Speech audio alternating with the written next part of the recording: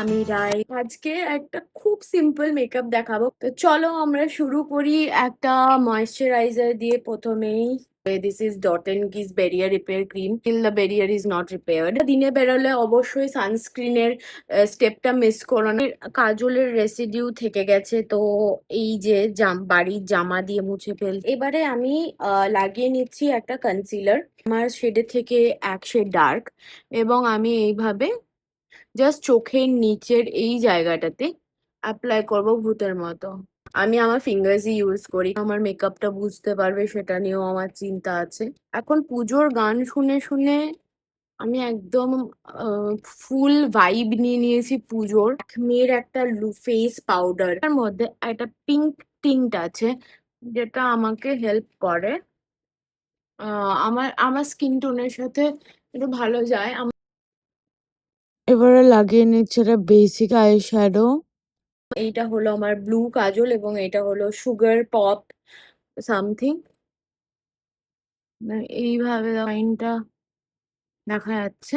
Brush গুলো বোধহয় 16,000 বছর ধরে আমি ইউজ করছি। এই আপার যে এই কাজলের লাইনটা আছে, আমি সেই জিনিসটা ভীষণ ভালো লাগে, এবং I just love this fact. Now C the difference. ঠিক আছে,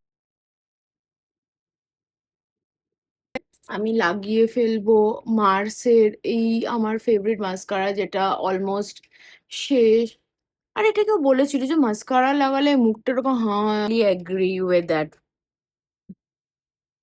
আমি বেকিং নামক জিনিসটা আগে সরাচ্ছি। আমার পেয়েছি আমি, এটা ফেসেস কানাডার বেরি ব্লাশ, একটা লাইট শেডের ডেলি ওয়্যারের জন্য। এটা আমি যখন ওয়ার্ক ফ্রম অফিস করতাম ডেইলি লাগিয়ে যেতাম। মার্সের একটা লিপ লাইনার নিয়েছি,